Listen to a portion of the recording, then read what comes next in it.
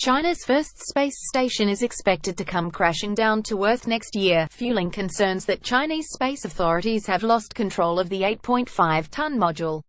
The Tiangong-1 or Heavenly Palace lab was described as a potent political symbol of China's growing power when it was launched in 2011 as part of an ambitious scientific push to turn China into a space superpower. However, speaking at a satellite launch center in the Gobi Desert last week, officials said the unmanned module had now comprehensively fulfilled its historical mission and was set to re-enter the Earth's atmosphere at some point in the second half of 2017. Based on our calculation and analysis, most parts of the space lab will burn up during falling, the deputy director of China's Manned Space Engineering Office, Wu Ping, was quoted as saying by official news agency Xinhua.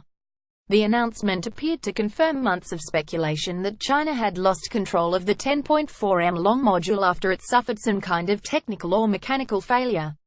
Jonathan McDowell, renowned Harvard astrophysicist and space industry enthusiast, said the announcement suggested China had lost control of the station, and that it would re-enter the Earth's atmosphere naturally.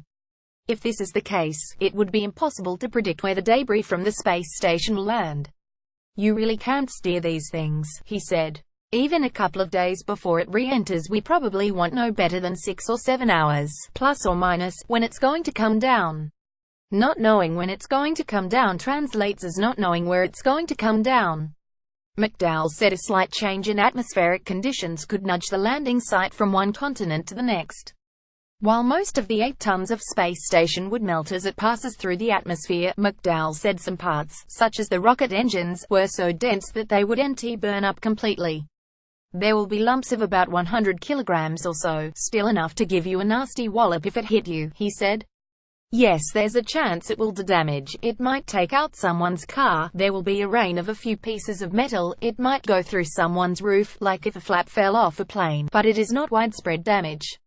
Chinese astronaut Liu Yang of the Tiangong-1 mission poses for photographs during the opening ceremony of an exhibition on China's first space station in 2012.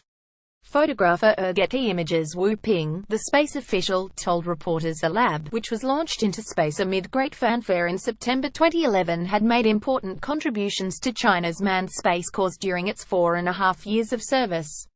She claimed its return to Earth was unlikely to affect aviation activities or cause damage to the ground.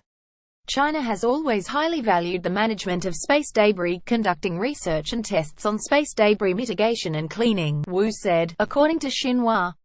Wu said Tiangong-1 was currently intact and that authorities would continue to monitor it and strengthen early warning for possible collision with objects. If necessary, China will release a forecast of its falling and report it internationally, she added. Space enthusiasts who have been monitoring Tiangong-1, and attempting to draw attention to its plight, fear there is a risk, albeit small, that pieces of the falling lab could cause damage back on Earth. "It could be a real bad day if pieces of this came down in a populated area," Thomas Dorman, an amateur astronomer who has been attempting to track the missing lab, was quoted as saying by the Space.com website in June. China's first space lab was most likely to land in the ocean or in an uninhabited area, Dorman admitted. "But remember, sometimes the odds just do not work out, so this may bear watching."